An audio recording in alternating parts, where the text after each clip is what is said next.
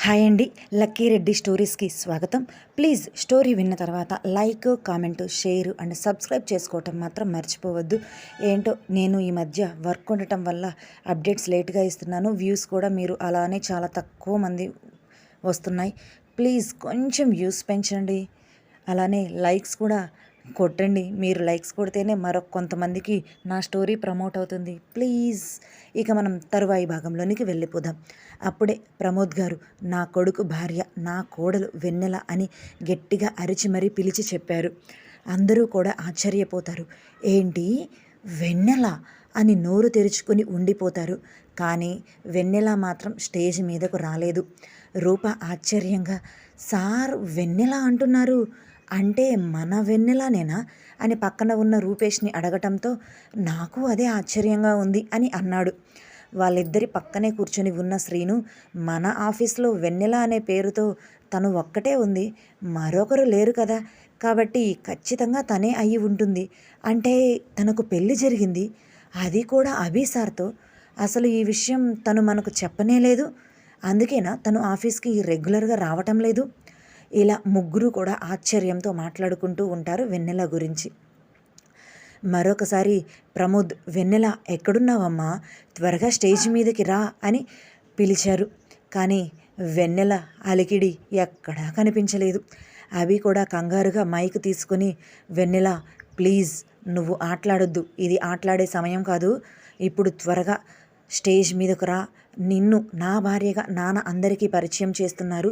ఇప్పటి వరకు నువ్వు నా భార్య అని మన కంపెనీలో ఎవ్వరికీ తెలియదు, కానీ ఇప్పుడు నేను చెబుతున్నాను, నువ్వు నా భార్యగా ఉన్నావు అని అంటూ వాళ్ళ ప్రేమ గురించి 4 మాటల్లో చెబుతుంటాడు.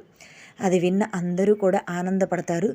చివరికి కలుసుకున్నారు, ఎలాగోలాగా పెళ్లి చేసుకున్నారు, ఇప్పుడు సంతోషంగా ఉంటున్నారు ఇద్దరూ కలిసి అని అనుకుంటున్నారు. శ్రీను, ఈ వెన్నెల ఏంటి పిలుస్తుంటే రాకుండా ఎక్కడికి వెళ్ళింది అని చుట్టూ చూస్తూ అన్నాడు. వెన్నెల రాకపోవటంతో పక్కనే ఉన్న జగన్మోహన్ ఫేస్లో ఒక్కసారిగా కన్నింగ్నెస్తో నవ్వుకుంటూ, నువ్వు ఎన్నిసార్లు పిలిచినా అది రాదు, ఈ రోజుతో దాని జీవితం కుక్కలు చింపిన విస్తరే అయిపోతుంది, ఇక పైన అది మీ ముందుకు రావాలంటేనే గజగజ వణికిపోతూ అల్లాడిపోతుంది. నాశనం అయిపోయిన తన జీవితాన్ని తలుచుకుంటూ మీరు తనని కోడలుగా చెప్పుకోవటానికి కూడా చాలా నామోషిగా ఫీల్ అవుతారు. ఇప్పుడు మీ నోటితో మీ కోడలు అని చెప్పిన మీరే తను నా కోడలు కాదు అని అంటారు, నా కూతురిని మీ కోడలుగా చెబుతారు అని పక్కకు చూస్తాడు. కానీ పక్కన మాయా కనిపించదు. జలజని మాయా ఏది అని అడగటంతో ఫోన్ వస్తే పక్కకు వెళ్ళింది అని చెబుతుంది. అవునా అని అతను కన్నింగా ప్రమోద్, అభి ఇద్దరి వైపు చూస్తూ ఉంటాడు. ఏమి అభి, నా గురించి నీకు అన్నీ తెలిసాయి అని విర్రవీగుతున్నావు కదా, కానీ ఇప్పుడు ఈ క్షణం ఇది మాత్రం నీకు తెలియదు. నీ భార్య నిన్ను ఎంత ప్రేమిస్తుంది అనేది ఎంతో గొప్పగా చెప్పావు కదా, కానీ అదే భార్య నువ్వు నాకు వద్దు అని చెబుతుంది. తన జీవితాన్ని తలుచుకొని నువ్వు కూడా తనని ఖచ్చితంగా వద్దు అంటావు. ఎవరో కింద నలిగిపోయిన దానిని నువ్వు మాత్రం ఎలా స్వీకరిస్తావులే అని నవ్వుకుంటూ ఉన్నాడు తనలో తానే. ఖచ్చితంగా కౌశల్ వెన్నెలను తీసుకొని వెళ్ళిపోయి ఉంటాడు. ఇక ఆఫీస్లో, ఇంటిలో తనే రారాజు అని గర్వంగా ఫీల్ అవుతూ ఉన్న సమయంలోనే వెన్నెల ఎంటర్ అయ్యింది. వెన్నెల్ని చూసిన క్షణం అభికి రిలీఫ్గా, చాలా ఆనందంగా అనిపిస్తే జగన్మోహన్కి మాత్రం గుండె జారి చేతిలోనికి వచ్చినంత పనయ్యింది. ఇదేంటి, కౌశల్ కిడ్నాప్ చేయలేదా దీనిని? 5 నిమిషాల క్రితమే కదా ఈ అనౌన్స్మెంట్కి ముందు నేను వెన్నెలను కిడ్నాప్ చేశాను, తీసుకొని వెళ్ళిపోతున్నాను అని చెప్పాడు. మరి వెన్నెల ఎలా వస్తుంది ఇక్కడికి అని ఆశ్చర్యంగా తను చూస్తున్నది నిజమా కాదా అన్నట్లుగా కళ్ళు నిలుపుకొని మరీ చూస్తుంటాడు. తను చూస్తున్నది నిజమే, తన ఎదురుగా వెన్నెల ఉన్నది, కానీ ఇది ఎలా సాధ్యం? కరెక్ట్గా 5 నిమిషాల క్రితం కౌశల దగ్గర ఉన్నది ఇప్పుడు ఇక్కడికి ఎలా వస్తుంది? అతనిలో ఆశ్చర్యం. వెన్నెల నవ్వుతూ స్టేజ్ మీదకు వస్తుంటుంది. వెన్నెలను చూసిన మరుక్షణం అభిలో కళ్ళల్లో పొంగుతున్న అంతులేని ప్రేమ, అదే ప్రేమ నిండిన కళ్ళతో అభి స్టేజ్ కిందకు దిగి ఆమె ముందు చేతిని పెడతాడు. ఆమె నవ్వుతూ అతని చేతిలో చేతులు కలుపుతుంది. ఆ క్షణం ఇద్దరి కళ్ళు కలుసుకుంటాయి. చుట్టూ ఎంతమంది ఉన్నా వాళ్ళెవ్వరూ తన కళ్ళకు కనిపించటం లేదు, ఒకరికి ఒకరు మాత్రమే కనిపిస్తున్నారు. అలా ఇద్దరు ఒకరి కళ్ళల్లోనికి ఒకరు చూసుకుంటూ ఉండిపోయారు. అలా ఇద్దరూ కూడా జంటగా స్టేజ్ మీదకు వస్తారు. అలా ఇద్దరూ జంటగా చూస్తుంటే చూడటానికి రెండు కళ్ళు సరిపోవు ఏమో అన్నట్లుగా అనిపించింది. చూస్తున్న ప్రతి ఒక్కరికి చూడచక్కని జంట, మేడ్ ఫర్ ఈచ్ అదర్ అని ప్రతి ఒక్కరూ కూడా అనుకున్నారు. వాళ్ళు అలా స్టేజ్ మీదకు వెళుతూ ఉంటే వాళ్ళిద్దరినీ చూసి అందరూ చప్పట్లు కొడుతుంటారు. అలా ఆ కరతాళ ధ్వనుల మధ్య ఇద్దరు సంతోషంగా ఒకరి చేతిలో ఒకరి చేతిని వేసి స్టేజ్ మీదకు ఎక్కారు. అప్పుడే అవి ఆమె కళ్ళల్లోనికి చూస్తూ తన తండ్రి చేతిలో ఉన్న మైక్ తీసుకొని, నా వెన్నెల, నా ప్రియమైన జాబిలి, నాకు ఎక్కువ ప్రేమ వచ్చినప్పుడు తనని జాబిలి అని పిలుస్తాను, తనకి కూడా అలా పిలవటమే ఇష్టం, అలా ఇద్దరి గురించి చెబుతూనే ఉంటాడు. ముఖ్యంగా కాలేజీలో వెన్నెల చేసిన అల్లరి, చిలిపి పనులు, అలానే చుట్టూ జరుగుతున్న దానికి తనకు తోచినంత సహాయం, ఎలా తను చేసిన ప్రతి ఒక్క చిన్న విషయం కూడా అక్కడ ఉన్న స్టాఫ్తో పంచుకున్నాడు.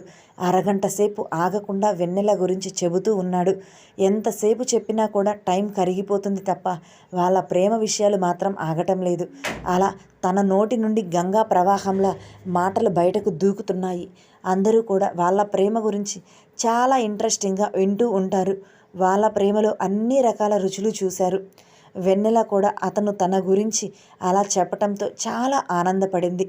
తన చేతిని అతని మరో చేతితో పట్టుకొని ప్రేమ నిండిన కళ్ళతో అతని వైపే చూస్తూ ఉండిపోయింది. జగన్మోహన్ మాత్రం ఇంకా తను చూస్తున్నది నమ్మలేక వెన్నెల వైపే చూస్తూ ఉన్నాడు. వెన్నెల తన కళ్ళ ముందు అలా ఉండటం తనకి అస్సలు మింగుడు పడటం లేదు.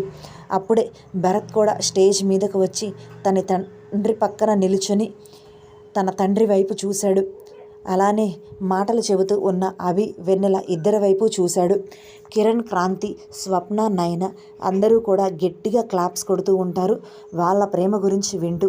కిరణ్ కల్లారా వాళ్ళ ప్రేమను చూశాడు. ఇప్పుడు వాళ్ళ మాటల్లో చెబుతుంటే అప్పటి రోజులు తనకి గుర్తుకు వచ్చి చిన్నగా తనలో తానే నవ్వుకున్నాడు. ఆ నవ్వు చూసిన క్రాంతి ఎందుకో తెలిసి అతని చేతిని పట్టుకుంది. అలా అభి మాట్లాడటం పూర్తయిపోయిన తర్వాత వెన్నెల చేతికి ఇస్తారు మైక్.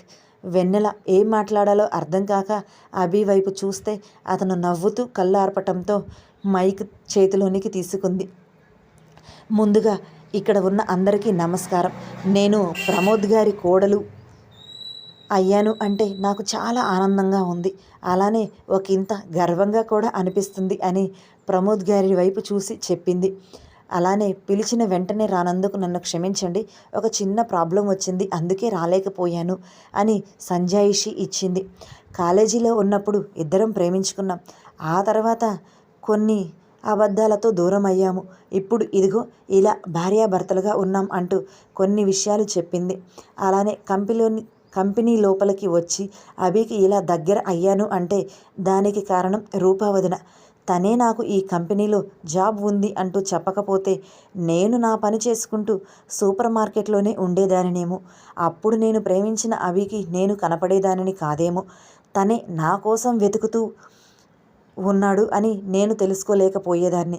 అందుకు నేను ముందుగా రూపా వదినకే థ్యాంక్స్ చెప్పుకోవాలి, అందుకే మీ అందరి ముందు వదినకు మనస్ఫూర్తిగా థ్యాంక్స్ చెప్తున్నాను అంటూ దూరంగా కనిపిస్తున్న రూపను చూస్తూనే చెప్పింది.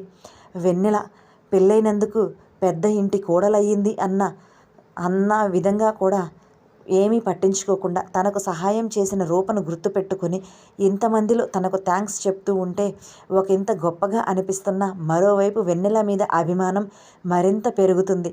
అలా చూస్తూ ఉంటుంది కన్నీళ్లతో రూప, ఆనంద బాష్పాలవి.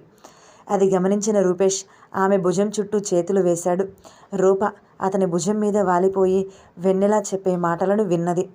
ఆ తర్వాత కొన్ని మాటలు మాట్లాడి ఆఫీస్లో తనకు ఏ విధంగా సహాయం చేసింది, అందరూ రూపేష్, శ్రీను గురించి కూడా 2 మాటలు చెప్పి తన ఫ్యామిలీ గురించి మరొక 4 మాటలు చెప్పి మైక్ అభి చేతికి ఇచ్చేసింది సెలవు తీసుకుంటూ. మా కుటుంబంలో ఉన్న అందరి ఫీలింగ్స్ ఏంటో తెలుసుకున్నారు కదా, ఇక కంపెనీ చైర్మన్ ఎవరు అనేది అనౌన్స్ చేస్తాను, ఆ తర్వాత మీరు పార్టీని ఎంజాయ్ చేయవచ్చు, ఇప్పటికే మిమ్మల్ని చాలాసేపు ఎంగేజ్ చేశాను మా మాటలతో అని లాస్ట్గా ప్రమోద్ గారు మాట్లాడారు. అందరూ కూడా అభినే కదా అని అభిని చూస్తూ అభి అభి అభి అని గట్టిగా అరుస్తూ ఉంటారు. దానికి ప్రమోద్ కూడా చిన్నగా నవ్వుతూ అభి వైపు చూశాడు. అభి నవ్వుతూ తన తండ్రి వైపు చూస్తుంటాడు. ప్రమోద్ మైక్ దగ్గరకు తీసుకొని తన గొంతు సవరదీస్తూ కింద ఉన్న స్టాఫ్ మెంబర్స్ అందరినీ ఒకసారి చూసి తన పక్కనే ఉన్న ఫ్యామిలీ మెంబర్స్ని మరొకసారి చూసి గట్టిగా గాలి పీల్చుకొని వదిలి తను చెప్పాలి అనుకున్నది చెప్పటం మొదలుపెట్టాడు. నా కంపెనీ సీఈఓగా ఇప్పటి వరకు అభి ఉన్నాడు, అది మీ అందరికీ తెలుసు. అలానే ఇక పైన కూడా అభి ఈ కంపెనీకి సీఈఓగా మాత్రమే ఉంటున్నాడు, చైర్మన్గా కాదు అని అందరి మీద ఒక బాంబు వేశాడు. ముఖ్యంగా జగన్మోహన్ మీద ఒక పెద్ద ఆటం బాంబే పడింది అనుకోవచ్చు. అందరూ ఆశ్చర్యంగా చూస్తూ ఉంటారు. అదేంటి అభిని కాదు అంటున్నారు, సీఈఓగా మాత్రమే ఉంటాడు అంటున్నారు, మరి అభి కాకపోతే ఎవరు చైర్మన్గా ఉంటారు? అంత అర్హత స్థాయి ఎవరికి ఉంది అక్కడ అని ప్రతి ఒక్కరూ కూడా ఆలోచించారు. మరి ఎవరిని చైర్మన్గా చేస్తారు? ఓకే, భరత్ ఉన్నాడు కదా, భరత్ని చేస్తారా అని అందరి కళ్ళు భరత్ వైపు మళ్ళాయి. అందరూ అనుకున్నట్లుగానే జగన్మోహన్ కూడా భరత్నే చైర్మన్గా చేస్తాడు అని తన కొడుకు వైపు చూస్తుంటాడు. అలా జరిగిన తన కలలు నెరవేరుతాయి అని అనుకున్న జగన్మోహన్ అందరి కళ్ళను గమనించిన ప్రమోద్ మనసులో నవ్వుకున్నాడు. మన కంపెనీకి ఎండీగా భరత్ ఉన్నాడు, అలానే ఇకపైన కూడా ఎండీగా భరత్ ఛార్జ్ తీసుకుంటాడు అని వాళ్ళు అనుకున్న ఆశల మీద నీళ్లు చల్లేశారు ప్రమోద్. అభి కాదంటున్నారు, భరత్ ఎండి అంటున్నారు, మరి ఎవరు అని అందరూ ఆలోచిస్తుంటారు. ప్రమోద్ నవ్వుతూ మీరే గెస్ చేయండి, చైర్మన్ని ఎవరు చేస్తున్నాను అనుకుంటున్నారో అనటంతో అందరూ కూడా మాకు తెలియదు సార్, త్వరగా చెప్పేయండి, ఈ సస్పెన్స్ తట్టుకోలేకపోతున్నాము అని అన్నారు. తను ఎవరో కాదు, మా ఇంటి మహాలక్ష్మి, మా ఇంటి కోడలు, మా ఇంటి దీపం అయిన వెన్నెల అని నవ్వుతూ మనస్ఫూర్తిగా వెన్నెలని చైర్మన్గా అనౌన్స్ చేశారు. నా ఇంటి కోడలని నా కంపెనీ చైర్మన్గా అనౌన్స్ చేస్తున్నాను, అలానే నా బాధ్యతలు అన్నీ కూడా తనకి పూర్తిగా అప్పచెప్పేస్తున్నాను.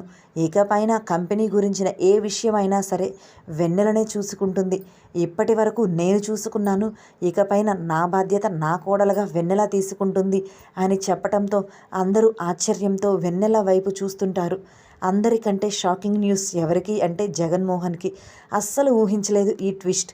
అభి భరత్ ఇలా వీళ్ళల్లోనే ఎవరో ఒకరు అనుకున్నాడు, కానీ బయట నుంచి వచ్చిన వెన్నెలని కంపెనీ చైర్మన్గా అనౌన్స్ చేస్తారు అని తన ఊహకు కూడా అందలేదు. ఏంటి, వెన్నెలని చైర్మన్గా చేస్తున్నారా? అది ఎలా కుదురుతుంది? అభిని కదా చెయ్యాలి, అలా చెయ్యకుండా వెన్నెలను చేయటం ఏంటి అని అనుకుంటూ ఉన్న సమయంలోనే వెన్నెల కంగారుగా, అదేంటి మామయ్య, నన్ను చైర్మన్ చేస్తున్నారు అని అనౌన్స్ చేస్తున్నారు, అభిని చెయ్యాలి కానీ నా పేరుని ఎందుకు అనౌన్స్ చేస్తున్నారు?